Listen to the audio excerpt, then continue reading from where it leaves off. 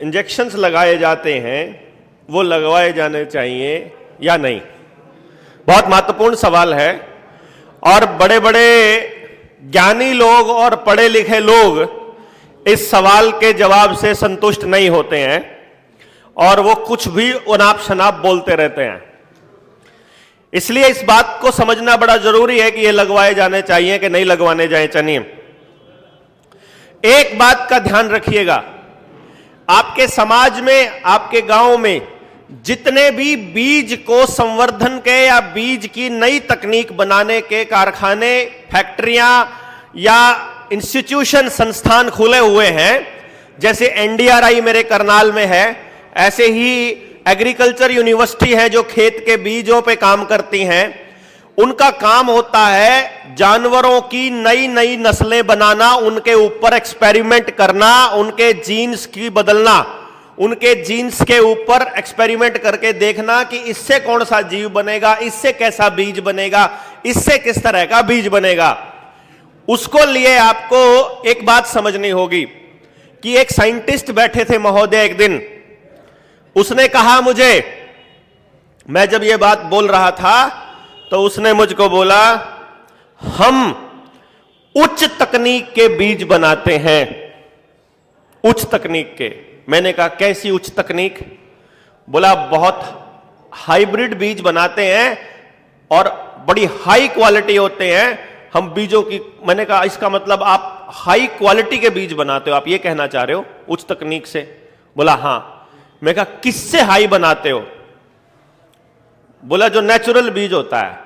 इसका मतलब तू परमात्मा से ज्यादा समझदार है। जिसने प्रकृति ने वो सारे बीज बनाए थे उससे ज्यादा समझदार है। इसका मतलब तो भाई तू है ना, तू किसने बनाया?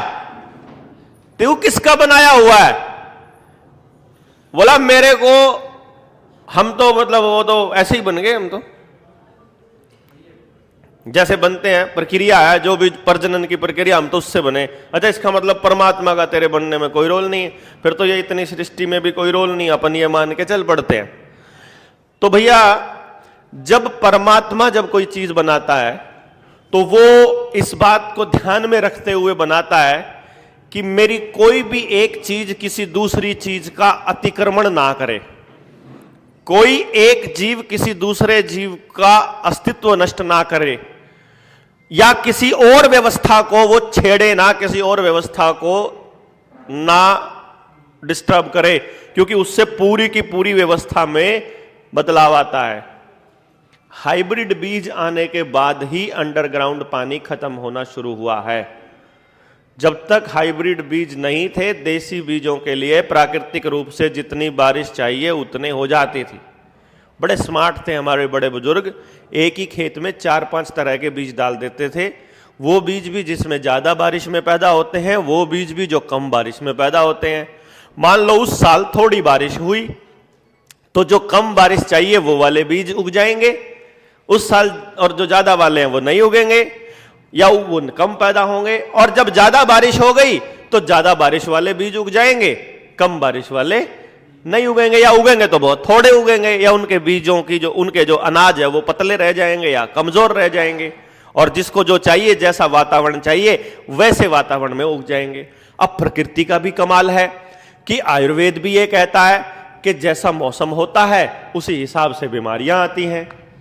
और अब ये भी आयुर्वेद भी कहता है और पुराना इतिहास भी कहता है कि बीमारी की वजह से, जिस जगह पर जिस चीज की वजह से बीमारी होती है उसके बराबर में उसका इलाज भी पैदा होना शुरू हो जाता है प्राकृतिक रूप से ही।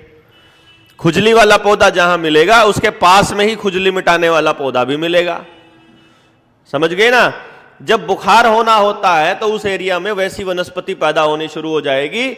जब प्रकृति को मालूम है कि इन लोगों की ऐसी आदत बन चुकी है, अब की बार इतनी बारिश होने वाली है, इतनी बारिश में इतने लोगों को बुखार होने वाला है, तो बुखार होने वाला है इसलिए प्रकृति में कहीं ना कहीं ऐसी वनस्पति पैदा होनी शुरू हो जाएगी जहां उस बुखार का इलाज होना है। जिस टाइप का बुखार होगा वैसी ही वनस्पति हो जाएगी। राजस्थान में हिमाचल वाली बीमारियां नहीं आएंगी, हिमाचल में राजस्थान वाली बीमारियां कभी नहीं आएंगी।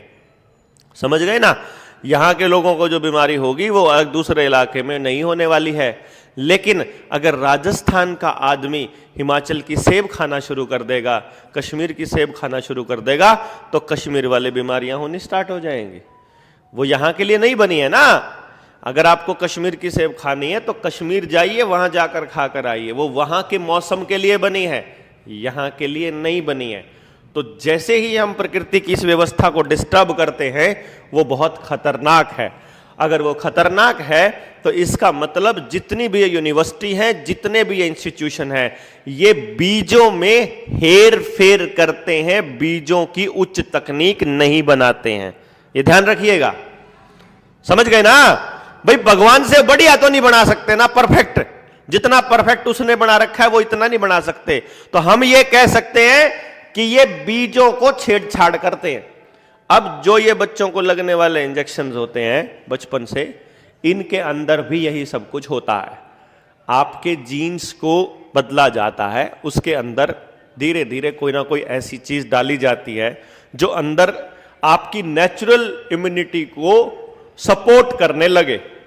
देखना, ध्यान देना, वो कहते हैं कि ये बीमारी ना हो इसलिए ये इंजेक्शन लगाया जाता है।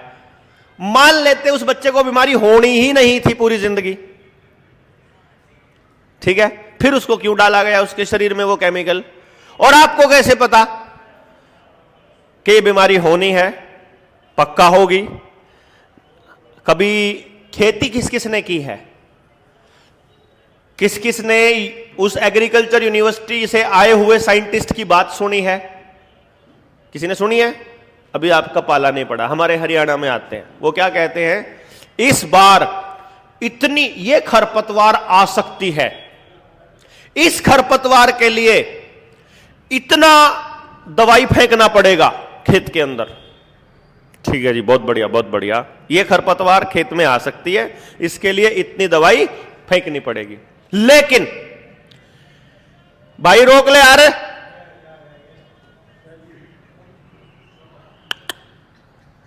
हद्दी हो गई ताऊ जी।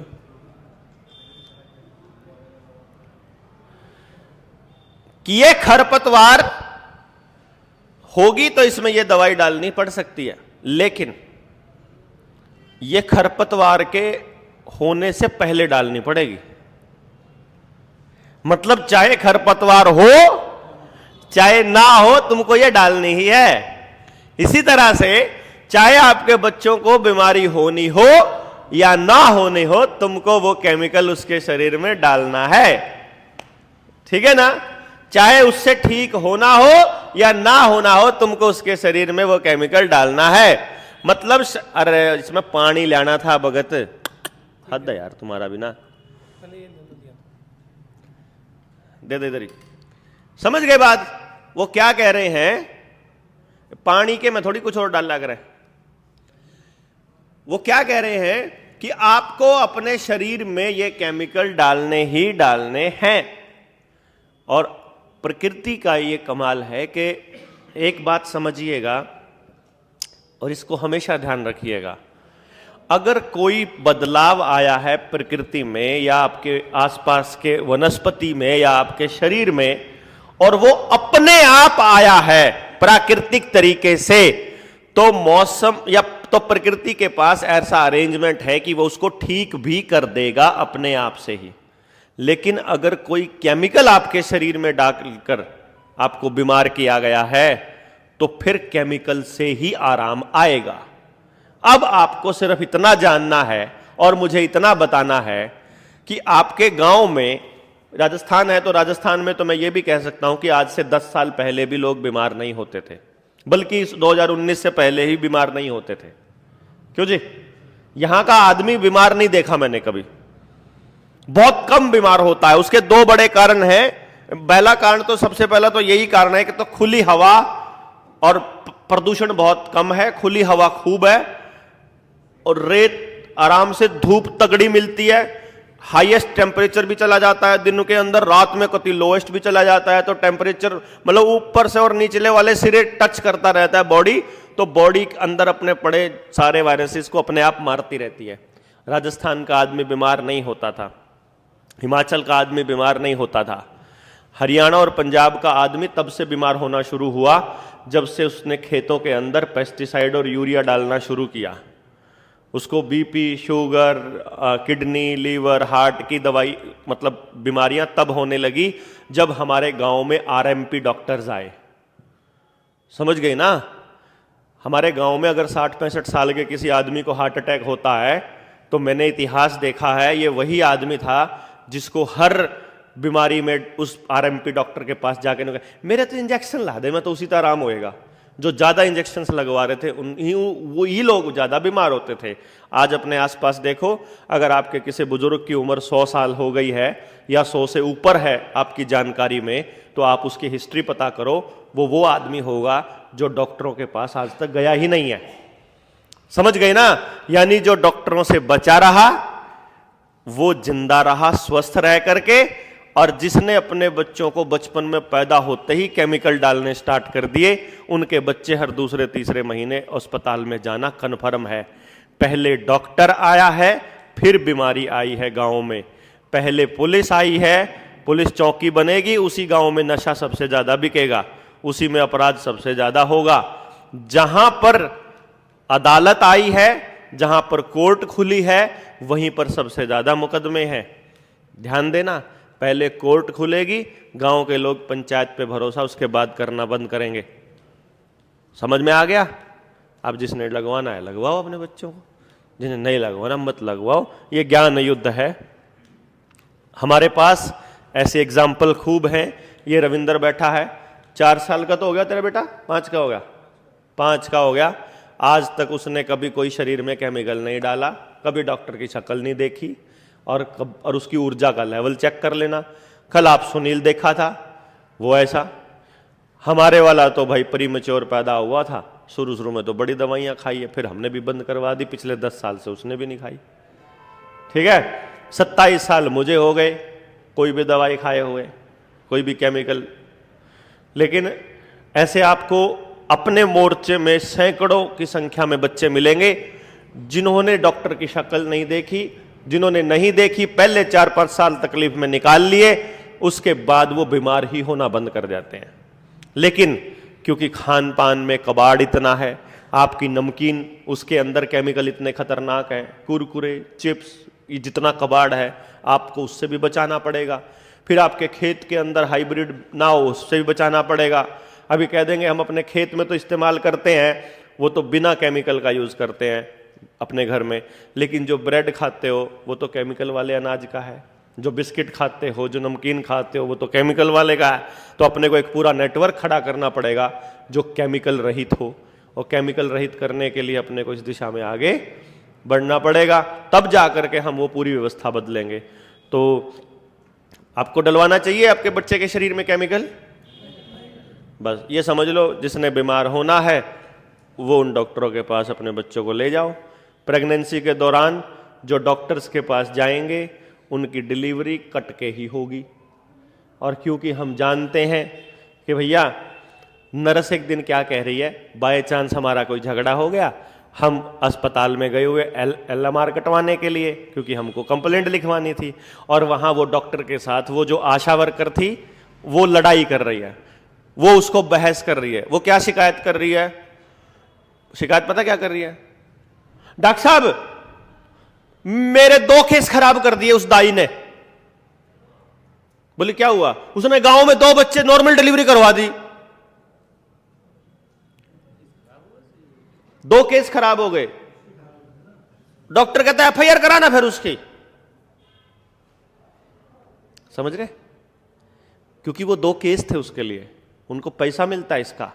अगर उनको कटवा देते तो बढ़िया रहता।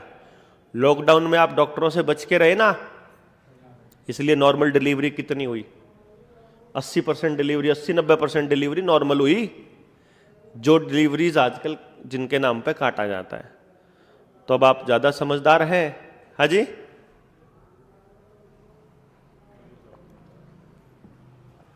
तो अब ज्यादा समझदार हैं कि भैया 1 करोड़ रुपया लेके, जो 1 करोड़ रुपया खर्च करके जो डॉक्टर बनेगा वो चाहेगा कि आप बीमार ना पड़ो, है भाई? हाँ, और इनको तो पता ही है। मतलब ये तो दवाइयों का काम करते हैं, इनको मालूम है कि ये खाने से इसमें आराम तो हो जाता है, लेकिन 2 बीमारियां और होती है, उन 2 बीमारियों की भी फिर बढ़ती है, और इनको पता होता है। 5,000 रुपए पर दाई लेती है पर केस। 2011 के बाद एक कानून बना आरबीआई द्वारा कि नोट छापने के लिए मानक की आवश्यकता नहीं है। ये लागू किया गया या नहीं किया गया? ये लागू किया जा चुका है कॉइनेज एक्ट 2011 के नाम से। 2012 में इसको पास कर दिया गया था। हमने सरकार से पूछा कि इसमें क्या कार्रवाई हुई है। जिस प्रकार से हर कानून को लाते हैं जब हम देश के अंदर, खास तौर पे अगर मनी बिल है, तो जब उसको लाया जाता है तो उसके ऊपर पूरी बहस होती है। उस बहस में सत्ता पक्ष ने क्या दलील दी और विपक्ष ने क्या दलील दी, तो आपको जानकारी जान करके बड़ी हैरानी होगी कि मनी बिल के ऊपर भारत के इतिहास में बहुत कम उदाहरण आपको मिलेंगे कि कोई बहस हुए बिना कोई कानून बन गया। कोई कानून बन गया, कोई भी बहस हुए बिना। ना सत्ता पक्ष ने कुछ कहा, ना विपक्ष ने कुछ कहा, बस एक कानून आया और वो पास हो गया। कमाल है ना? तो मतलब इसको चैलेंज करना बड़ा जरूरी है कि नहीं जरूरी है? है? ये भी बड़ा जरूरी है। दूसरा, इस व्यवस्था परिवर्तन की बात हम कर रहे हैं, उसके लिए हमें जमीन पर उतरकर आंदोलन करना पड़ेगा। हमारे पास समय बहुत कम है और परिवार का पेट भी भरना है। इसके लिए हम कब तक जमीन पर आंदोलन करेंगे और इसके लिए हमारी क्या तैयारी है? अभिषेक शर्मा जी का ये सवाल है। शर्मा जी जो हैं वो हमसे तैयारी पूछ रहे हैं। अब अगर हम यहाँ ओपन में सरकार को सारी तैयारियां बता दें तो सरकार अपनी तैयारी कर लेगी। मतलब ये कह रहे हैं कि आप हमको भी बताओ, सबको बताओ क्या तैयारी है आपकी। नंबर 2, मैं समझ गया, मैं आपकी बात भी समझता हूं, इतना पागल नहीं हूं, ये इसी काम पे हूं मैं। सवाल ये है, समय बहुत कम है वाली बात है। समय कम नहीं है, समय कभी कम नहीं रहा हमारे पास।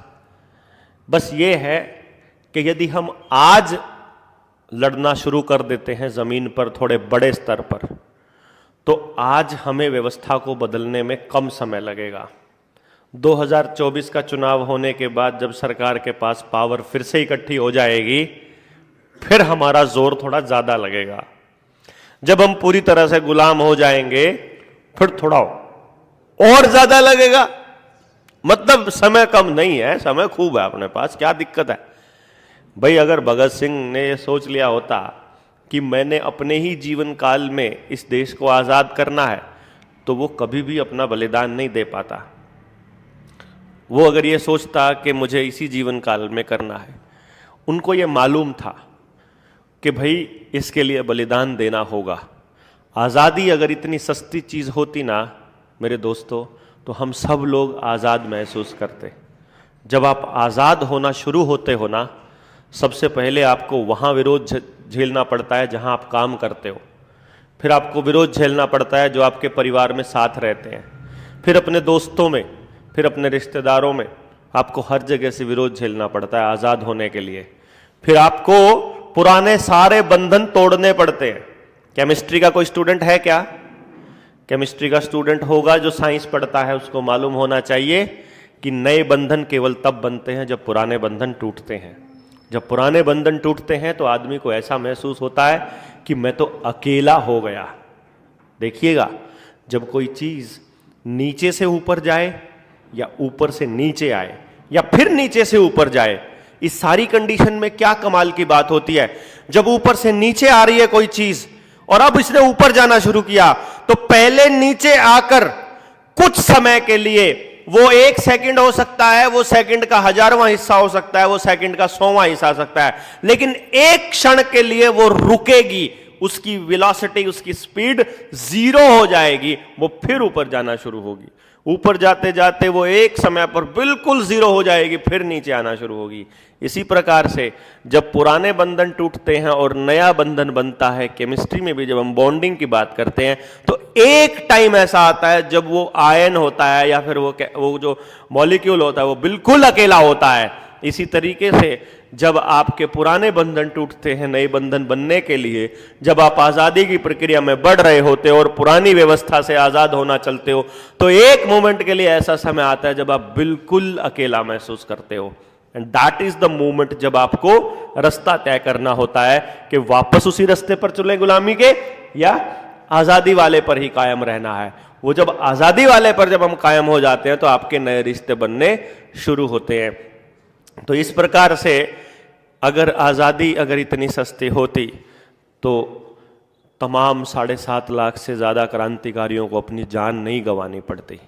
ये इतनी महंगी चीज है कि अगर हमारे बलिदान देने से हमारी अगली संतानें भी आजाद होती हों तो भी घाटे का सौदा नहीं है। ये हमारे देश में क्रांतिकारी बता करके गए हैं। और ये इतना छोटा काम भी नहीं है कि भाई इसको कोई भी कर सकता है। इतना छोटा काम होता तो अभी तक हम लोग 1 लाख लोग इकट्ठे कर लेते। जब हम देखो ना, कोयला निकालना हो, किसी जंगल में पता चला कि यहां कोयला हो सकता है, जब आप खोदने चलोगे तो कोयला ही कोयला निकलेगा, ठीक है ना। सबसे ज्यादा मिट्टी निकलेगी फिर कोयला निकलेगा जब कोयला हो। लेकिन अगर पता चल जाए कि यहां पर लोहा है तो मान लो 1 टन मिट्टी में 10 ग्राम लोहा मिले या आधा किलो लोहा मिले, ऐसा हो सकता है। लेकिन अगर पता चले कि यहां सोना है तो क्या पता 1000 टन में जाकर के 10 ग्राम मिले। हमें क्या पता कितना खोदना पड़ता है तब जाकर के सोना मिले। और जब पता चले कि यहां हीरा हो सकता है तो कितनी खुदाई करनी पड़ती होगी तब जाकर के एक हीरा मिलता होगा, या हीरे कितना एरिया करना पड़ता है, कितने साल लगते हैं उसको तपने में, कितना प्रेशर और कितना टेम्परेचर झेलना पड़ता है। ये बात समझने की है। मतलब जो लोग बलिदान देने वाले हैं, जो लोग जिनके बलिदान से हमारी अगली पीढ़ियां आजाद होने वाले हैं, उनकी सर्चिंग की प्रोसेस ही इतनी लंबी है।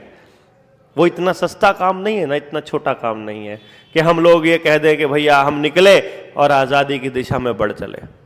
जो काम हमने छेड़ा है ये बहुत टफ काम है, ये बहुत टाइम कंज्यूमिंग काम है और हमारे पास समय की कोई कमी नहीं है।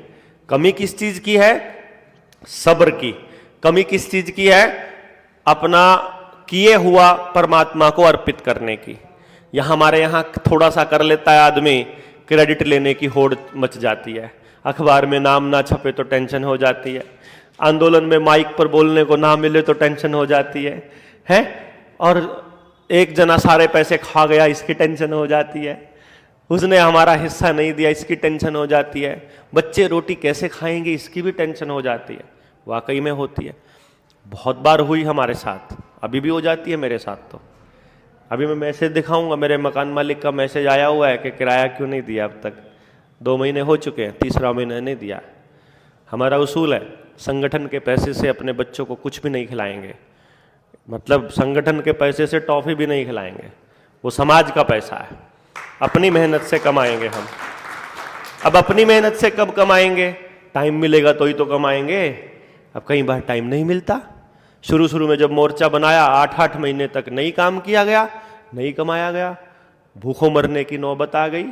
घर से बीवी का फोन आया, नहीं बस की बात है शहर में रखना, चंडीगढ़ जैसे शहर में रखना, तो हमें घर छोड़ाओ। या मकान मालिक रोज आके बैठ जाता है कि किराया लेके जाऊंगा। क्या करते? चलो भाई करेंगे थोड़े दिन की छुट्टी लेके, फिर परमात्मा मदद कर भी देता है। इसलिए ये समस्या आएगी, इसको मैं समझता हूं। फिर हमारे साथियों ने कहा कि जो लोग समाज में लड़ने चलते हैं इनकी कुछ व्यवस्था करें। मैंने कहा कैसे करें? कि समाज से जो दान लिया है इनके घर में थोड़ा थोड़ा कुछ पैसा पहुंचा दें। तो मैंने एक ही सवाल होता है, किराए का आदमी कभी क्रांति नहीं करता। जो आदमी अपने बच्चों को खाना नहीं खिला सकता वो समाज की क्या लड़ाई लड़ेगा? है? इतनी हिम्मत तो होनी चाहिए ना।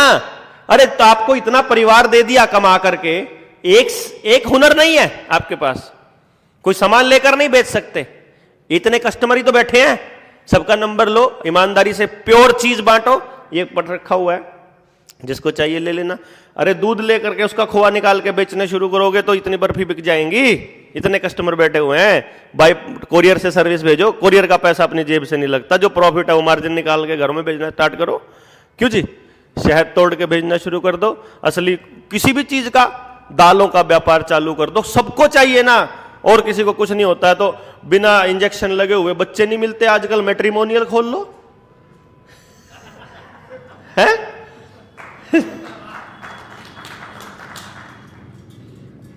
कुछ ही कर लो यार। ये लोग मिलवाने का पर्पस यही है कि एक दूसरे का सपोर्टिव हैंड बनेंगे अपन, ठीक है ना। हम जो भी काम करते हैं एक दूसरे को मदद करो ना सारे के सारे। अभी मेरा थोड़ा सा नाम चल गया, मान लो पूरे समाज में घूमता हूं मैं, तो बहुत ज्यादा लोग जानते हैं, ज्यादा लोग जानते हैं तो इसका बेनिफिट मैं उठा सकता हूं कि नहीं। सामान बेचना चालू करूं अपना, अपनी दुकान खूब चलेगी कि नहीं। तो हमने नियम बनाया, नहीं मैं नहीं बेचूंगा सामान, आप बेचो मेरा इस्तेमाल करके। अगर आपके पास कोई प्योर चीज है तो अपने समाज में दीजिए ना, खेती कीजिए ऑर्गेनिक, सामान आपका गांव से उठाएंगे, घर से उठवाएंगे पैकिंग में। आप प्योर चीज उगाइए, आपको पता चलेगा। आप ये वकील साहब हैं, इनकी वकालत हम चलवाएंगे, आपको इतने केस देंगे, इतने ताले तोड़ेंगे, टेंशन ही नहीं क्या दिक्कत है? जो बिजली का काम करता है वो बिजली का सामान उससे लाओ ना, अपने आदमी से। कोई एसी ठीक करता है, कोई कूलर ठीक करता है, अपने जेएसएम वाले से ठीक करवाओ ना, है। 2 पैसे ज्यादा जाएंगे तो अच्छे आदमी के पास जाएंगे, समृद्धि होगी, अच्छे आदमी की होगी। गांव के आदमी को, किसान को मजबूत करो। और इतने सारी चीजें हैं, अपन मैकेनिक भी हमारे बीच बैठे हुए हैं, दुकानदार भी हमारे बीच बैठे हुए हैं, सारी टाइप के लोग बैठे हैं, सारे अपना अपना चलो करो। हाँ बोलो, बनवाने। और ज्यादा बकाने की बात करे तो सबको बताओगे झूठ बोलता है, बात करता है, बाद में सच्चाई का मैं रिसर्च का मैं इसकी बताओ सच्चाई में नहीं। अगर सच्ची करा है तो सबको बताओ कि बनवानी चाहिए, और अगर गलत करता तो बताओ कि नहीं बनवानी चाहिए, ठीक है ना। जो अच्छा आदमी है उसका प्रचार करो खूब, और जो बुरा आदमी है उसका भी करो, उसका कुप्रचार करो, है ना। तो अपने को ये एक इस तरह से ये एक चीज है। अभी क्वेश्चन है कि अगर हर प्रधानमंत्री को न्यू वर्ल्ड ऑर्डर के हिसाब से ही काम करना है तो जनता सरकार मोर्चा अपनी कोई राष्ट्रीय स्तर की पार्टी क्यों नहीं बना लेता और पूरे सिस्टम को बस एक ही बार में क्यों नहीं बदल देता? ऐसा सवाल उन्होंने किया है। आप में से कितने लोग इससे सहमत हैं? कोई नहीं सहमत है? क्यों? हाँ, देखिए, आपने एक पार्टी बनाई, उस पार्टी की सत्यता केवल तभी तक चलेगी जब उसके अंदर बिल्कुल सच्चे लोग आएंगे। अभी तो जनता सरकार मोर्चा में सच्चे लोगों की गारंटी नहीं है अपने को कितने हैं। पार्टी तो बहुत दूर की बात है। 543 आदमी जिनकी गारंटी ली जा सके ऐसे नहीं है अपने पास। कैंडिडेट ही नहीं है, उनको लड़वाने वालों की तो बात छोड़ दो आप, ठीक बात। दूसरी बात, रावण की व्यवस्था में अगर राम भी राज करेगा तो रावण के हिसाब से ही करेगा। आपकी जमीन का रिकॉर्ड कौन देख रहा है? पटवारी, कानागो, तहसीलदार, नायब तहसील, ये सब लोग देख रहे हैं कि नहीं देख रहे हैं? ये किस व्यवस्था के हिसाब से काम करते हैं? जो वो बना के गए हैं लैंड रेवेन्यू रिकॉर्ड रजिस्टर, उसके हिसाब से काम कर रहे हैं। तो ये उसी के हिसाब से काम करेंगे। तो आप कितने ही बड़े एमएलए एमपी बन के वहां बन के खड़े हो जाओ, रजिस्टर उन्हीं के हाथ में आए, ठीक बात। स्कूल में जो मास्टर जी पढ़ाएंगे वो सिलेबस के हिसाब से पढ़ाएंगे। सिलेबस किसने बनाया? सीबीएसई ने बनाया। वो सिलेबस किस हिसाब से बना हुआ है? वो उन्होंने अपने हिसाब से बनाया हुआ। आपके लोकल जरूरतों के हिसाब से सिलेबस नहीं बना हुआ, तो मास्टर जी भी उसी हिसाब से पढ़ाएंगे, ठीक। अगर शिक्षा ऐसी होगी, स्वास्थ्य ऐसा होगा और राजनीति भी ऐसी होगी।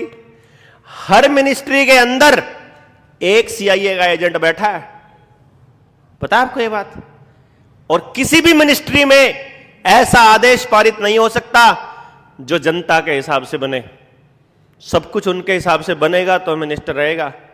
अनिल माधव दवे आरएसएस का बहुत देशभगत आदमी था।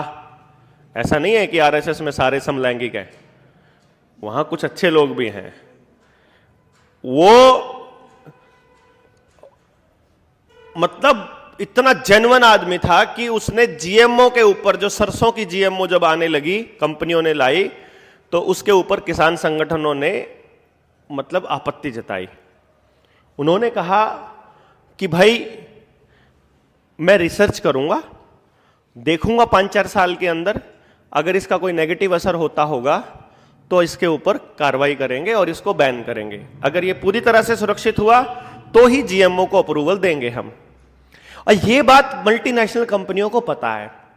ब्राजील की एक रिपोर्ट आई थी जिसमें उन्होंने कहा था, सरकार ने, कि जो भी जानवर या जो भी इंसान, कोई भी जीव जंतु जीएमओ खाता है, कोई भी जीएम सीड खाता है, जैसे सरसों आजकल जीएम आती है, कपास आजकल जीएम आती है, शिमला मिर्च जीएम आती है, आपका टमाटर आजकल जीएम आ रहा है, जो सुंदर सा हरा खीरा होता है, दिखने में सुंदर है, वो भी जीएम है। तो उन्होंने कहा था जो भी जीएम खा रहा है, जेनेटिकली मॉडिफाइड जो भी चीज खा रहा है, या तो वो या उससे अगली संतान वो नपुंसक या बांझ होगी पैदा, कन्फर्म है ये। तो जो आपके घरों में नमकीन के पैकेट हैं, जितने भी बिस्किट है, जितनी तली हुई चीजें हैं, कुरकुरे है, चिप्स है, इन सब में या तो राइस ब्रेन यूज होता है, या पाम ऑयल यूज होता है, या फिर आपका कॉटन सीड ऑयल यूज होता है, बिनोड़े का तेल, और वो सारा का सारा तेल जीएम है। तो ध्यान देना, जो भी पैकेट वाला आइटम जो तला हुआ है, सब में जो तेल इस्तेमाल होता है वो जीएम होता है। तो अल्टीमेटली वो हमारी अगली पीढ़ियों को नपुंसक और बांझ करने के लिए बनाया गया। इस रिसर्च को ध्यान में रखते हुए अनिल माधव दवे ने उस रिसर्च, उसको पेपर, उस फाइल को रोक लिया कि इस पे मैं ऑब्जेक्शन लगा दिया कि पहले रिसर्च करेंगे और बाद में हम इसको देखेंगे। वो ऑब्जेक्शन दफ्तर तक पहुंचा नहीं था भाई साहब, सुनना ध्यान से। उसने शाम को उस पर लिख दिया, लेकिन वो रजिस्टर में एंट्री नहीं हुई उस ऑब्जेक्शन की। तो अगले दिन सुबह अनिल माधव दवे अपने बाथरूम में मृत पाए गए, संदिग्ध हालत में, और आज तक भी नहीं पता चला कि वो कैसे मरे थे।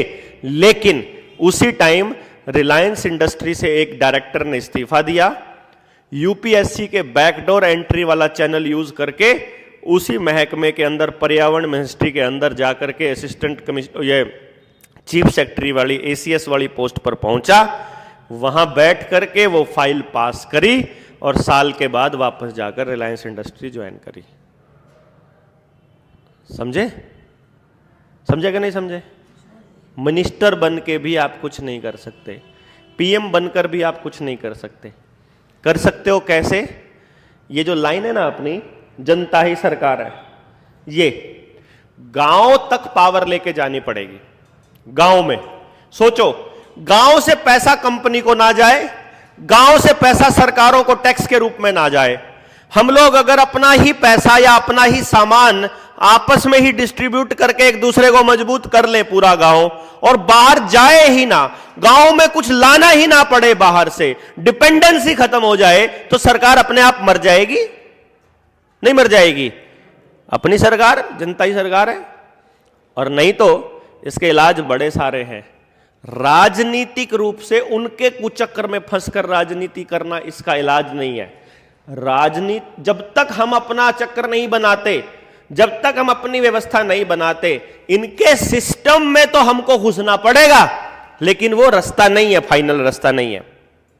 समझ गए ना? वो समाधान नहीं है। जैसे अगर आप में से किसी को चुनाव लड़ने का कीड़ा है, फॉर एग्जाम्पल, है ना, तो आप लड़िए ना। हम यहां से हम लोग एक वो पास करेंगे प्रस्ताव, सारे जनता सरकार मोर्चा के साथी, कि पार्लियामेंट चुनाव के अंदर जो व्यक्ति न्यू वर्ल्ड ऑर्डर का विरोध करेगा, जो कैंडिडेट न्यू वर्ल्ड ऑर्डर के खिलाफ बोलेगा, जो व्यक्ति अपनी व्यवस्था बनाने की बात करेगा, हम उसका समर्थन करेंगे। उसमें क्या दिक्कत है? लड़ लो भैया, जिसको लड़ना है। अगले दिन वो बाथरूम में संदिग्ध हालत में पाई जाए, और पाए जाए, वो तो उसकी सिरदर्दी है ना, उसको कीड़ा है चुनाव लड़ने का, हमको नहीं है ना। समझ गए ना? जिसको कीड़ा है वो लड़े, वो उनकी व्यवस्था में फंसे, हमें क्या? हमने तो ये व्यवस्था बनानी है कि नेता को अपने बैल की जगह इस्तेमाल करना है। जिसने जनता सरकार मोर्चा का बैल बनना है, आ जाओ, है कि नहीं? जूम करके दिखा दे सबको, ये है अपना लोगो, जिसको हमारा बैल बनना हो चुनाव लड़ने के लिए आ जाओ आगे, क्या नहीं? लोगों के अंदर ही अपना सिंबल स्टोर कर रखा कि ये सफेद कपड़े वालों को तो ऐसे लगेंगे ना जूते लगने वाले हैं, तो हम क्यों बने भैया वो? और फिर ऊपर से जब हम समाज को इतना कुछ देने चले हैं तो चुनाव के टाइम पे ऐसे हाथ जोड़ के भिखारी वाली पोजीशन में काहे को आए हम? हैं? नहीं भैया, हमसे तो भीख नहीं मांगी जाएगी, हम तो देने वाले लोग हैं। जनता सरकार मोर्चा वाले तो ये लोग हैं जो कहते हैं हमारा इस्तेमाल कर लो, अपने समाज को बढ़ाने के लिए, अपने समाज को बचाने के लिए हमारा इस्तेमाल कर लो, हमको किसी का इस्तेमाल नहीं करना है। हम लड़ने चले जरूर हैं, हम खड़े होंगे, बोलेंगे, एक दूसरे के साथ खड़े होंगे, लेकिन हम भिखारी नहीं बनेंगे। हम तो बात करते हैं आपको पेंशनें भी छोड़नी पड़ेंगी सरकारों की आने वाले टाइम में। वो कहेंगे कि तुम्हारे को पेंशन नहीं मिलेगी, हम कहेंगे भैया शुक्रिया, हम तुम्हारा इंजेक्शन नहीं लगवाएंगे, पेंशन बंद ही कर दो तुम तो। वो एक साथी ने भेज रखा है कि स्कूलों के अंदर लगवा रहे हैं, हमें क्या करना चाहिए भैया? वो कह रहे स्कूल में कोई आने वाले समय में, हाँ, अगर माता पिता की मर्जी के बिना स्कूल में कोई दवाई या वैक्सीन लगाते हैं तो क्या स्कूल से निकाल ले? अरे मैं तो चाहता हूं ये स्कूल सारे बंद ही हो जाएं, प्राइवेट स्कूल तो, और सरकारी स्कूल में व्यवस्था हम अपने एजुकेशन सिस्टम बनाएंगे जो हमको चाहिए। अपने पास वो साइंस एंड टेक्नोलॉजी है जिसकी मदद से हम हर बच्चे को रोजगार देने वाला शिक्षण बना सकते हैं संस्थान, आप उसकी ट्रेनिंग लीजिए। अभी आज आप मैसेज करेंगे, जो मेरा नंबर है 9518170000 पे, उस पर मांग लीजिएगा मेरे से आप कि वो ट्रेनिंग दे दीजिए। वो कहते हैं कि आपके शरीर में कोई वायरस भी डाल सकते हैं? भैया जी, वायरस आपके शरीर में ऑलरेडी डाल चुके हैं, डाल भी रहे हैं, ऊपर से आपके जो केमिट्रेल होता है, केमिट्रेल के माध्यम से डाल रहे हैं रेगुलरली। अपने को तो प्योरिटी की तरफ वापस जाना है, अपना ब्लड वापस से प्योर ब्लड करना है, ये अपना असली मकसद है जिस पे हमको आगे बढ़ना है। क्लियर हुआ? तो स्कूलों में लगने वाले, एक सर्वाइकल कैंसर वाली बात आई थी कि बच्चों को जो स्कूलों में लगाए जा रहे हैं, भैया बस एक बात समझ लीजिए, सरकार आपको पूरी तरह से बर्बाद करना चाहती है बस। क्यों? देखो, आपके गांव में अपने गेहूं पीसोगे, आपका आटा कितने दिन में खराब होने लग जाता है? 7 दिन में, 6 दिन में, ज्यादा से ज्यादा 10 दिन में, अगर बहुत ही ठंडाई का बढ़िया मौसम होता है, नमी बिल्कुल ना हो तो इतने दिन ले लेता है। लेकिन जो पैकेट वाला जो आटा है, 6 महीने आगे की तो मैन्युफैक्चरिंग डेट लगा देते हैं। मतलब आज तो पीस दिया गेहूं, आटे को गोदाम से ही निकालेंगे 6 महीने बाद, इतना पीस के रख देते हैं, और उसके भी 2-4 महीने तक बेस्ट बिफोर यूज रहता है वो है, उसमें तो नहीं पड़ता कोई कीड़ा, इतने केमिकल डाले। और सरकार को क्या मालूम नहीं है? सरकार को क्या पता नहीं है कि जितने नमकीन के पैकेट उन सब में जीएमओ यूज हो रहा है, तेल? सरकार को कौन सा पता नहीं है कि कौन सी चीज आने से नुकसान होना है, कौन सी चीज जंगल कटने से फायदा होना है कि नुकसान होना है? सरकार को नहीं पता कि हाइब्रिड यूज करेंगे हाइब्रिड बीज यूज करेंगे तो पानी ज्यादा लगेगा, पानी ज्यादा लगेगा तो अंडरग्राउंड पानी खत्म होगा, अंडरग्राउंड पानी खत्म होगा तो देश में पानी की स्कैर्सिटी आएगी, तो प्राइवेट कंपनियां अपना एक अधिकार जमाएंगी। ये क्या सरकार को नहीं पता है? सरकार को सब मालूम है भैया जी, समझ गए ना? और अब सरकार को यह भी मालूम है कि आप कौन सी केमिकल से बीमार पड़ने वाले हो, किससे ठीक रहने वाले। आप टीबी से मरो, सरकार को टेंशन नहीं। आप कैंसर से मरो, सरकार को कोई टेंशन नहीं। आप एक्सीडेंट में मरो, आप कर्जे में दबकर डिप्रेशन से मरो, या फिर आप आत्महत्या करो, सरकार को कोई टेंशन नहीं। लेकिन सरकार कोरोना से नहीं मरने देगी, है ना? क्या कमाल करती है भैया। आपकी बच्ची को बुखार हो जाए, उसमें मर जाए, कोई दिक्कत नहीं है, सर्वाइकल कैंसर नहीं होने देगी वो आपकी बच्ची को। वो सर्वाइकल कैंसर के इंजेक्शंस जब गुजरात के अंदर लगाए गए थे आदिवासी लड़कियों को, तो हजारों लड़कियों के यूट्रस निकालने पड़े थे, पता है आपको? बिल गेट्स के ऊपर आज भी हत्या का मुकदमा दर्ज है उस केस में। उसी के पेटेंट करवाए हुए वैक्सीन्स हैं जो ये बच्चों को स्कूलों में लगाई जाती हैं। इसलिए स्कूल के अंदर एल्बेंडाजोल भी नहीं दिलवानी, दूसरी कोई टेबलेट भी नहीं दिलवानी, कोई इंजेक्शंस नहीं डलवाने, और स्कूल को लिख के दे देना है कि मेरी मर्जी के बिना ना मेरे बच्चे का कोई टेस्ट होगा, ना मेरे बच्चे को किसी बीमारी का इलाज करवाया जाएगा। अगर तुम ज्यादा जबरदस्ती करते हो, हम अपने बच्चे को हटा लेंगे। गांव के 50 लोग अगर अपने बच्चों को हटा लेते हैं, 50 लोग मिलकर अपना स्कूल नहीं खोल सकते क्या? अपने बच्चों को वहीं पढ़ा लो यार, मिल करके अपना एक मास्टर अपने में से ही तैयार करके बोला भाई तू अपना बच्चों को संभाल, क्या फर्क पड़ता है। ऐसे नहीं करी हमने सोचा किसी की ऐसे जबरदस्ती हमारे ऊपर कंट्रोल करे। आज का जो एजुकेशन सिस्टम है इसमें गारंटी है 99.9% बच्चे फेल होंगे। हम अपनी कामयाबी वाला स्कूल खोल लेंगे, एफिलिएशन नहीं चाहिए। हाँ, मान्यता की ऐसी तैसी करी को, मान्यता का मतलब क्या है, आपको एक सर्टिफिकेट मिलेगा, सर्टिफिकेट का क्या काम है, नौकरी मिलेगी। नौकर बनाने के लिए सर्टिफिकेट और मान्यता की जरूरत होती है, काम करने के लिए नहीं जरूरत होती है। हमारे बीच में इलेक्ट्रीशियन बैठा है, इलेक्ट्रिसिटी का काम सिखा दो ना, मोटर अपनी बना लेंगे हम, बिजली अपनी बना लेंगे हम, कौन सी चीज हम नहीं बना सकते, अपनी गाड़ी बना लेंगे, अपनी इंजन बना लेंगे, खेत में काम करने का काम बना लेंगे। आजकल के बच्चों को पापा बिल फ्यूज हो गया, अब ये कैसे लगेगा भैया। हमारे शहर में चंडीगढ़ में आ जाओ, फोन करेंगे कंपनी के पास, जी हमारा एक ट्यूबलाइट है वो खराब हो गई है। उधर से फोन आएगा, जी हाँ जी ठीक है, सर्विस चार्जेस हैं हमारे, जो विजिट के चार्जेस है 450 रुपीज़ हैं, बाकी का जो खर्चा होगा वो आपका होगा। ओके ठीक है जी 450 आ जाइए। वो वहाँ से चल के आएगा, उधर से वो ट्यूबलाइट है, जी ट्यूबलाइट लानी पड़ेगी। वो अपनी लेके आया है अपनी गाड़ी में, वो ट्यूबलाइट उसको उतार करके उसको चढ़ा देगा। हाँ जी कितने, बोला जी 450 सर्विस चार्जेस, 100 रुपीज ट्यूब बदलने के, 550 रुपए में ट्यूब बदलते हैं। 1 मिनट का काम है, 1 रुपए का भी काम नहीं है वो। हमारे बच्चों को अपना बल्ब, वहां पे बल्ब बदलना नहीं आता। ऐसे गधे औलाद है शहरों में, हैं अपनी चाय बनानी नहीं आती। मम्मी कहीं चली जाए तो कॉल करके खाना बाहर से मंगाना पड़ता है, रोटी भी नहीं बनानी आती। ऐसी औलादें पैदा कर रहे हैं हम लोग आके शहर में। शहर में तो शहर की तो औलाद ही औलाद नहीं है, वो तो पता नहीं कबाड़ इकट्ठा कर रखा है ऐसा लगता है। गांव के तो बच्चे को फिर भी थोड़ा बहुत कुछ करना ही आता है, उसको तो वीडियो गेम ही खेलनी आती है, इसके अलावा कुछ नहीं आता भाई साहब, कुछ भी नहीं आता। समाज में बात करने की उसको अक्ल नहीं, समाज में क्या हो रहा है इसके बारे में कोई अवेयरनेस नहीं, बस इंटरनेट चलाना आता है, इंस्टा पे रील्स आती हैं देखनी या गेम खेलना। तो ऐसे समाज थोड़ी बनाना है हमको तो समाज वो बनाना है जो चिंतनशील हो, जो जागा हुआ हो, जो एक दूसरे के दुख दर्द को समझता हो। और उसके लिए हमें किसी सर्टिफिकेट की जरूरत नहीं है। मेरा आज तक का अनुभव यह कहता है, जो जितना ज्यादा पढ़ा लिखा है उतना ही डरपोक है।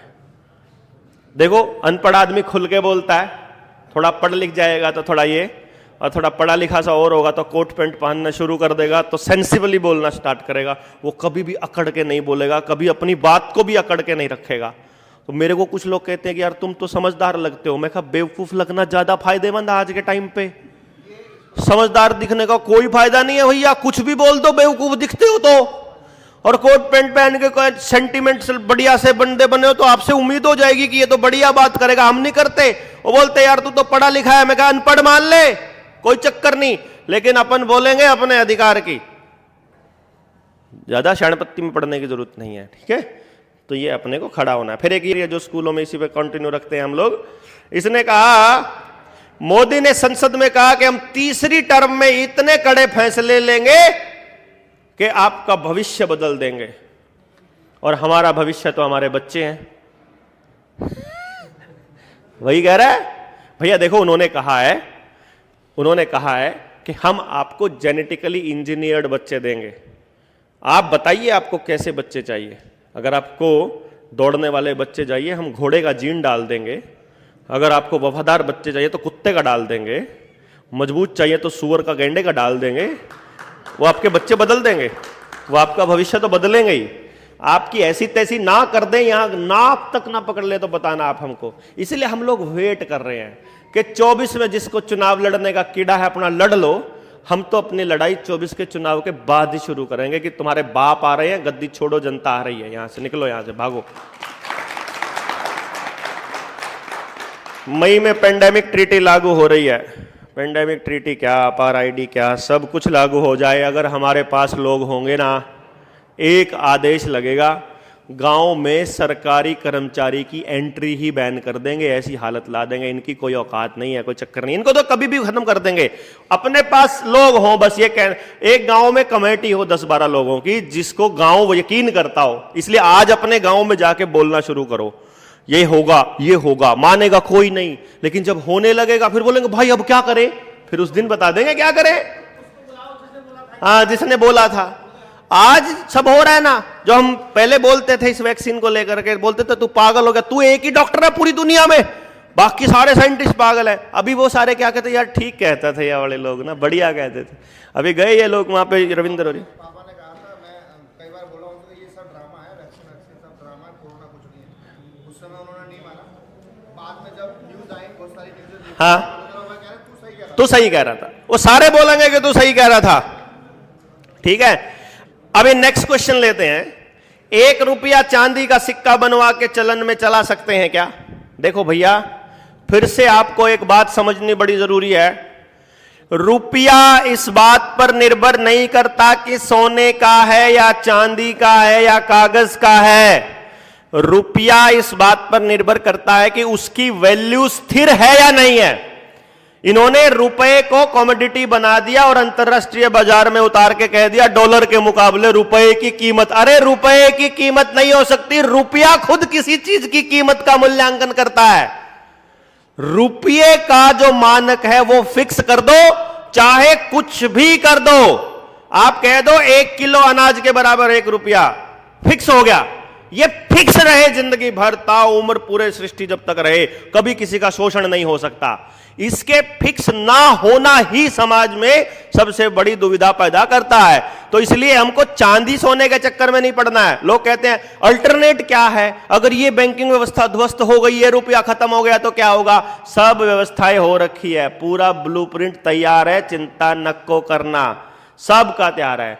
सिर्फ दिक्कत एक ही है कि उसको संभालने वाले, ये व्यवस्था ढह जाएगी, जो नई व्यवस्था बनाएंगे उसको संभालने वाले लोग भी बेईमान होंगे तो फिर वही काम कर देंगे ना।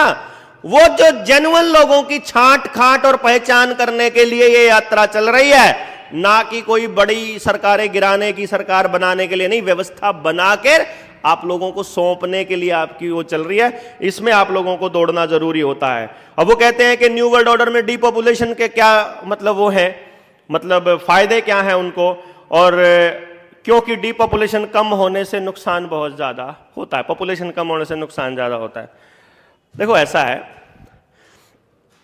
पॉपुलेशन ने जितना देना था दे लिया, पब्लिक ने ना, जमीनें आपकी वो ले चुके हैं, पानी जमीनों के नीचे जा चुका है, अनाज पॉपुलेशन के हाथ में नहीं बचा, सोना चांदी आपके पास नहीं बचा, आपके पास ऐसा कुछ नहीं है जो अब उनको चाहिए।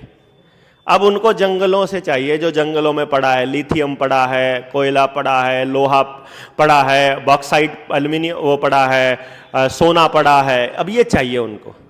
इसके लिए जंगल खाली करने जरूरी है। इसके लिए ही धारा 370 जैसा नाटक ड्रामा किया गया था। अभी देखो ना, बीजेपी के जो सपोर्ट करने वाले लोग हैं उनको लगता है कि 370 हट गई, फिर एक बार चेक करो जरा हट गई है क्या सच्ची में, पता चलेगा ना 370 का बस एक क्लॉज हटाया था। अच्छा, उस क्लॉज में ऐसा क्या था जो हटाया था? उसमें सिर्फ एक ही लाइन थी कि बाहर का आदमी जमीनें खरीद नहीं सकता, तो बस सिर्फ वो हटाया था। तो वो क्लॉज हटाया, अडानी को वो लिथियम वाले जंगल दिए और अब फिर स्टेट बना दिया। गेम समझ नहीं आया ना? आ गया ये गेम था। बेचारों को देशभक्ति की चाशनी में गू खिला दिया लपेट के, गू की जलेबी खा गए साले पता ही नहीं चला उनको। अब इसके अंदर ये कहता है कि जो मुद्रा के कूटकरण में टोल मालिकों पर एफआईआर कैसे कराएं। जनता सरकार मोर्चा ने एक डॉक्यूमेंट दिया हुआ है, एक फॉर्मेट दिया हुआ है, टोल पे जाओ, वो डबल पैसा जैसे ही लेते हैं वो एफआईआर में अपना लिखो कौन सा गाड़ी नंबर है, कहां से कहां जा रहे थे, कितने बजे किस टोल वाले ने तुमसे डबल मांगा, 112 पे कॉल करके वहीं पीसीआर आएगी, उसको वहीं कंप्लेंट लिखवा दो, इतने में ही आपका टोल तो फ्री होगा ही होगा, साथ में वो कंप्लेंट के लिए भी पीछे पीछे फिरते रहेंगे। फिर कहते हैं कि आईपीसी में जो चेंज किए गए हैं, नया IPC, CrPC, Indian evidence act जो ला रही है, ये क्या पूरी तरह से बदल दिया जाएगा या इसमें कुछ धाराएं बदली जाएंगी? देखो दोस्तों, सीआरपीसी आईपीसी में सिर्फ वो बदला जाएगा जहां से इनकी सत्ता हिलती होगी, जिन कानूनों से, जैसे अभी ये कॉइनेज एक्ट वाले हैं, डिवैल्यूएशन वाले हैं, ये वाले बदले जाएंगे जहां ये फंसते होंगे। मैं कुछ मुद्दे हैं ऐसे, अभी मैं बोल नहीं सकता। हमने जिन मुद्दों पे सरकार को चैलेंज किया है ना, किन्हीं चीज़ों के नाम पर, सरकार ने उन चीज़ों का नाम ही बदल दिया। ले कर लो चैलेंज, मतलब कुछ भी बदलना। जैसे अब रुपए को ई रुपया बना रहे हैं, ऐसे ही सीआरपीसी आईपीसी में भी ये लोग ड्रामा करते हैं। तो इसलिए ये जो बदलना है ना कुछ भी, ये वो है कि जब इनकी सत्ता चली जाएगी तो और जनता को पता चल जाएगा तो जनता पकड़ के रगड़ेगी इनको, तो उनको रगड़े ना उसका इंतजाम कर रहे हैं बस ये। अभी आकर के आरबीआई जब रुपए को लेकर कोई कानून बनाती है तो क्या वो भारत सरकार से सहमति लेती है या स्वयं ही बनाती है? आपको जानकर बड़ी हैरानी होगी कि आरबीआई कोई कानून नहीं बनाता, कानून बनाता है भारत सरकार पैसे को लेकर के। और जब हमने सवाल पूछा कि इन मुद्दों पर सरकार किस तरह से कानून बनाती है, तो हमको प्राइम मिनिस्टर ऑफिस ने बताया कि हम लोग आरबीआई की सिफारिश पर कानून बनाते हैं। तो हमने पूछा कि आरबीआई किसकी सिफारिश पर काम करती है और किसके हिसाब से काम करती है, तो हमें पता चला कि चाहे नोट छापना हो, चाहे नोट बंद करना हो, चाहे नोट का डिजाइन हो, चाहे कुछ लिखना हो, चाहे कुछ काटना हो, हर चीज की सिफारिश आरबीआई का केंद्रीय बोर्ड करता है, सेंट्रल बोर्ड ऑफ डायरेक्टर्स करता है। And central board of directors में बैठे हैं Ratan Tata, Nandan Nilekani, Anand Mahindra and so on. देश के पूंजीपति बैठे हैं, वो कहेंगे वैसे आरबीआई सिफारिश भेजेगी और उस सिफारिश के हिसाब से भारत सरकार कानून बनाएगी। ये नियम इन लोगों ने बनाया हुआ है। साथ में लिखा है कि अगर सहमति लेती है तो जनता को कानून बनाने से पहले क्यों नहीं बताई जाती, और कि हम ये कानून बनाने जा रहे हैं, और अगर आरबीआई बनाती है तो हक किसने दिया? आरबीआई तो बनाती नहीं है, तो हो गया। तो भारत सरकार देश की जनता को क्यों नहीं बताती कि हम ये कानून बनाने वाले हैं बनाने से पहले? भैया जी, आज तक किसी कानून में पूछा हो तो इस कानून में पूछेंगे। देश की जनता को पता ही नहीं कि मैं मालिक हूं। भाई देखो, अभी जैसे क्या हुआ, आपने दुकान पे कोई नौकर रख लिया सहयोग करने के लिए।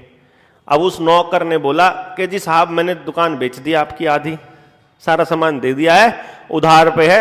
अब अरे पूछा क्यों नहीं, मेरे को बताया क्यों नहीं? अच्छा जी, आप मालिक आप थे क्या? अभी सरकार यही तो कर रही है। सरकार कह रही है तुम्हारा एलआईसी बेच दिया, तुम्हारा हेल बेच दिया, तुम्हारी रेल बेच दी, तुम्हारे एयरपोर्ट बेच दिए, तुम्हारा बस स्टैंड बेच दिया, रोड पे टोल टैक्स सब कंपनियों को देना पड़ेगा, तुम्हारा पेट्रोलियम कंपनी बेच दी, आईओसी बेच दिया, तुम्हारा इलेक्शन कमीशन को प्राइवेट कर देंगे, बैंकिंग प्राइवेट कर दी है, स्कूल को प्राइवेटाइजेशन कर दिया, अभी जो है अस्पतालों को प्राइवेट करे जाएंगे, आने वाले टाइम में तुम्हारा सब कुछ बेच देंगे। हम क्या है? अच्छा चल बेचने दो, हमारा क्या है? पता चले तुम्हारा ही तो था भाई। हमारे बाप दादाओं ने मेहनत कर करके सारे संस्थान बनाए और ये धीरे धीरे सारे बेच रहे हैं, और हम पूछते नहीं। और जब पूछेंगे तो सरकार बोलेगी अच्छा आप थे क्या मालिक? हम बोलेंगे हाँ, हमें पता ही नहीं था। असली मालिक को ही नहीं पता है कि मालिक वो है, और नौकर सब बेचे जा रहे हैं। बड़ा पंगा है। पूछना क्या था? हम तो कब के कह रहे हैं जनता ही सरकार है पर जनता को पता ही नहीं है कि हम सरकार है, वो तो सोच रहे हम तो नौकर हैं। तो ये यकीन दिलाने के लिए, यही जागृति के लिए जनता सरकार मोर्चा टॉर्च बीरर की तरह लगा हुआ है। किसान अपनी कीमत पर अनाज, सब्जी और फल बेच सकता है क्या? वो तो हमने जवाब दे ही दिया, आप उगाओ ऑर्गेनिक, हम बेचेंगे आपकी मर्जी पर। और हमने कितना सारा काम करके दिखा दिया। गांव स्वावलंबी होने के बाद उस गांव में कानून खत्म किया जा सकता है क्या? फॉर यूर काइंड इंफॉर्मेशन, जिस गांव ने कभी किसी सरकार से कुछ नहीं लेना, उस सरकार जो इनकी कोर्ट पर निर्भर नहीं करती, जो इनके कानून पर निर्भर नहीं करती पंचायत, उस पंचायत को सरकार के कानून मानने की जरूरत नहीं है। आपको सरकारों के आदेश मानने की जरूरत जब तक है जब तक आप उनके टुकड़ों पर पलते हो। पैदा होते ही, पैदा होने से पहले अपने बच्चों का प्रेगनेंसी में टेस्ट करवाओ, उनको सरकार की तरफ से दिए जाने वाले कुछ टीके फ्री मिलेंगे, सारे नहीं मिलेंगे। जो काम के हैं उनके पैसे देने पड़ेंगे, जो बिना काम के हैं वो सरकार फ्री में लगाएगी, जिनसे आप बीमार हो सकते हो, ठीक है ना, वो फ्री में लगाएगी। अच्छा, फिर बच्चा पैदा होने के बाद भी जो काम के हैं वो आपको लगवाने पड़ेंगे, जो बिना काम के हैं वो लगवा के देगी आपको। पहले जो टीके फ्री लगते होते थे, अभी सरकार उनके पीछे लगते हैं, पैसे लगते हैं ना। जो भी चीज़ें आपको पहले फ्री मिलती थी, चाहे बिजली का कनेक्शन हो, पानी का कनेक्शन हो, गैस का कनेक्शन हो, पेस्टिसाइड, यूरिया, डीएपी हो, जिन जिन पर आपको सब्सिडी मिला करती थी, जो फ्री मिला करते थे, आजकल उनके पैसे देने पड़ते हैं। आजकल बहुत महंगे देने पड़ते हैं। यही होता है ना, जो भी चीज आपने कभी भी फ्री में ली है, आपकी अगली संतानों को उसकी कीमत ब्याज समेत देनी पड़ती है। यह बात ध्यान रखिएगा। तो फिर बच्चों को दे रहे हैं, फिर कह रहे हैं स्कूल में भेजोगे तुम्हारे को वहां पर राशन मिलेगा, मिड डे मील मिलेगा, बस्ता मिलेगा, स्टाइफंड मिलेगा। बड़े हो जाओगे तुमको स्कॉलरशिप मिलेगा, उससे बड़े हो जाओगे तुम्हारी लड़कियों की शादी में एक योजना है, उसका ब्याह कर देंगे, लड़कियों के खाते में हर महीने पैसे जाते जाएंगे। उसके बाद शादी के बाद तुमको इंटरकास्ट मैरिज करोगे तो ये मिलेगा, तुम अगर शादी ना ही करोगे तो तुम्हारे को पेंशन मिलेगी, रंडा पेंशन मिलेगी, शादी कर दोगे तो वसूली कर लेंगे, फैमिली टूटेगी तो समाज टूटेगा तो और पैसे मिलेंगे। इधर से कानून एक तबके के लिए बनाएंगे, औरत को ज़्यादा हक दे देंगे ताकि वो अपने पति के ऊपर अत्याचार कर सके कि तुमने बहुत दिन अत्याचार किया, अब तुम्हारा नंबर, अब तुमको रगड़ेंगे। फिर अनुसूचित जाति वालों को, एससी बीसी को ज़्यादा ताकत दे देंगे ताकि वो फिर जनरल वालों को रगड़ दे, ताकि समाज और टूटता चला जाए। फिर कुछ लोगों को फिर कुछ सब्सिडी दे देंगे, फिर आपके विधवा पेंशन दे देंगे, फिर आपको बुढ़ापा पेंशन दे देंगे, फिर आपको और कोई पेंशन दे देंगे। इस तरह से उन्होंने पैदा होने से लेके मरने तक वाले आदमी को किसी ना किसी लालच में, किसी ना किसी जाल में फंसा रखा है ना। तो अब आप उससे निकलना चाहते हो तो आज़ादी अगर चाहिए तो आपको ये सारा त्यागना पड़ेगा। लालच और डर, ये दो ही चीज़ हैं जो शैतान का हथियार होते हैं, और यही चीज़ है जो, इन्हीं से मुक्ति है जो परमात्मा के नज़दीक लेकर जाती है। अगर आप किसी से कोई चीज़ फ्री में नहीं चाहते हो, यही है आपकी मुक्ति का एकमात्र रास्ता, कि आप जो भी किसी से चाहते हो उसकी कीमत दीजिए, आप उसको अदा कीजिए, उसके बराबर में कुछ ना कुछ कीजिए। हमारे गांव के अंदर, हमारे गांव का ये कल्चर था कि किसी से हम कुछ नहीं लाते थे। खेत में गए, खेत में से किसी ने गन्ने बोला कि तुम्हारे खेत में गन्ने हैं, हमें चूसने हैं, बोले जितने मर्जी ले लो, कोई दिक्कत नहीं है। गांव के किसान को कोई दिक्कत नहीं होती, आपसे जितना मर्जी आप उससे ले सकते हो। फिर आगे थोड़े जाओगे, लेकिन कभी भी ऐसा नहीं होता है कि सिर्फ किसान देता, आप दोगे, लेगा नहीं वो आपसे। फिर भी हम लोग आपस में एक दूसरे के साथ ऐसा व्यवहार रखते थे कि वो हमें कुछ दे रहा है, हम उनको कुछ दे रहे हैं, जो हमारे यहाँ हो जाए वो उनको दे दो, जो उनके यहाँ हो जाए एबेंडेंस में वो मिल जाए। तो ऐसे लेन देन चक्र चलता रहता था।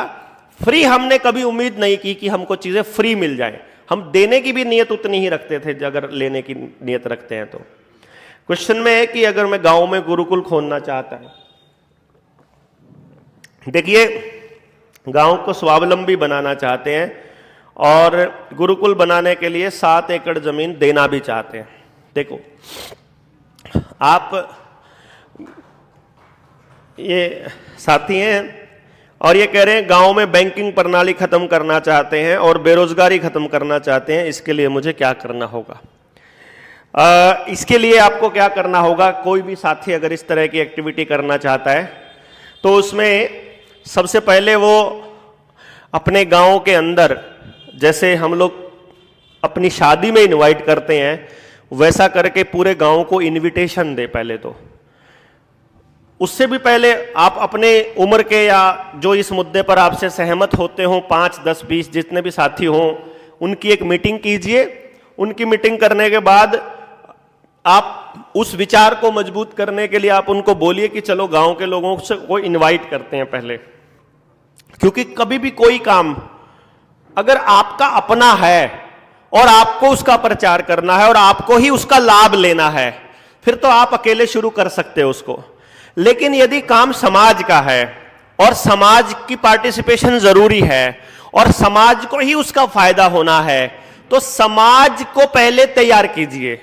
समाज, कभी पूरा समाज एक साथ तैयार नहीं होता है। बस ये मानकर चलिए कि आपने अगर 100 लोगों से बात करी है और उसमें से 10 से 15 लोग अगर तैयार हो जाते हैं तो सारा समाज तैयार हो जाएगा। क्योंकि 85% लोग इंतजार करते हैं कि ये 15% ने हां भर ली तो हम भी भरेंगे। जैसे पहले तमाशा दिखाने वाला बंदर वाला नहीं आता था, तो बंदर का तमाशा देखते देखते वो फिर बाद में गेहूं या आटा लेता होता था ना, तो वो एक आधा आदमी था, वो वेट करता रहता था कि रविंदर देखूंगा कितने बड़े कटोरे में लेके आएगा, उसके हिसाब से मैं लेके आऊंगा अनाज। ऐसे बहुत लोग होते हैं जो दूसरे को वेट करते हैं कि ये देखते हैं ये क्या करने वाला है, उसके बाद हम देखेंगे। तो ऐसा करके आप पूरे गांव को पहले अपनी बात बताइए और फिर गांव को पार्टिसिपेट करवाइए। पार्टिसिपेशन के बाद आगे बढ़िए। मुझे पूरा यकीन है कि जो 7 एकड़ जमीन आप देना चाहते हो, ये 7 एकड़ जमीन देने की जरूरत नहीं पड़ेगी, पूरा गांव मिलके अपने आप तैयारी कर लेगा इसकी, क्योंकि हर आदमी दुखी परेशान है। फिर हमारे पास जनता सरकार मोर्चा के पास कह लीजिए या मेरे पास एक ऐसी टेक्निक है जिसकी मदद से उस एजुकेशन सिस्टम को तैयार कर सकते हैं कि आपके गांव का एक भी बच्चा बेरोजगार नहीं रहेगा। तो हमारे पास एजुकेशन सिस्टम के लिए तरीका पता चल गया। तो फिर हम लोग अभी गुरुकुल शुरू कर रहे हैं, जो कोलकाता वाले लोग हैं वो कर रहे हैं। आपको मैंने नंबर लिखवाया था 9518170000, मैं लिखवा दूंगा अभी। उस पर मिस्ड कॉल करिए तो टीम के साथ जुड़ जाएंगे। आप उस पर मैसेज करके एजुकेशन की ट्रेनिंग मांग लीजिए, अपना नाम पता अपने गांव का भेज करके। तो वो ट्रेनिंग जब हो जाएगी तो आपके गांव में ट्रेनिंग के लिए, आपके गांव के लोगों को समझाने के लिए हम लोग भी आ जाएंगे। स्वावलंबी बनाने के लिए बड़ा आसान सा रास्ता है कि आपके गांव में कपड़ा अपना खुद का बनाया जा सकता है। कपड़े के लिए यहां तक कि आपका कपास भी वहीं पे हो जाएगी, नहीं होगी तो जिस गांव में होगी वहां हम कुछ दे देंगे। जैसे जहां चने होते हैं, चने हैं क्या राजस्थान में किसी के पास यहाँ पे, या मालूम हो कि यहाँ चने हमको मिल जाएंगे, चने बाजरा ये सब मिल जाता है ना, तो बड़े आराम से हो जाता है अरेंजमेंट कि यहाँ इनको इनके पास कोई चीज नहीं है वो उधर से आ जाएगी। जैसे पटसन यहाँ राजस्थान में नहीं होगा या उसका अरेंजमेंट नहीं होगा तो वो वहां से आ जाएगा जिधर से रेशे की फसलें होती हैं। तो जो जहां से आ जाएगा हम लोग सामान अपना लेन देन कर लेंगे और सारी जरूरतें वहीं से वहीं के वहीं पूरी कर लेंगे। किसी चीज की हमको बाहर जाने की जरूरत नहीं है। टेक्नोलॉजीज ऐसी आ गई है, हम बिजली भी बिना खर्चे के बना सकते हैं, गैस भी बिना खर्चे के बना सकते हैं। हम चीजों को पकाने का काम अपने गांव में ही, आयुर्वेदिक दवाइयों का काम, अपनी जड़ी बूटियों का काम, और जंगल इसमें बहुत बड़ी भूमिका अदा करने वाला है। इसीलिए हम जनता सरकार मोर्चा के साथ ही कहते हैं जल जंगल जमीन और जानवर की लड़ाई है। साथ ही हम ये भी बताते हैं कि शिक्षा, स्वास्थ्य, न्याय और राजनीति को पूंजीवाद से बाहर कर दो, आपका गांव अपने आप स्वावलंबी बन जाएगा। अगर इस दिशा में काम करने के लिए अगर हम काम करते हैं और गांव को तैयार करते हैं तो जो जो समस्याएं आती जाएंगी उन्हीं समस्याओं के समाधान पे काम करते जाओगे, आपको मालूम पड़ता जाएगा कि अब हमें अगला स्टेप पर क्या क्या करना है। ये इंपॉर्टेंट पॉइंट्स हैं जो आपको ध्यान में रखने हैं। इसके लिए जितनी जरूरत एक दूसरे साथियों की पड़ेगी, हम सारे साथी एक दूसरे को मदद करने के लिए तैयार ऑलरेडी हैं ही। तो आप सबके सवाल खत्म हुए? भारत की ओंकार है।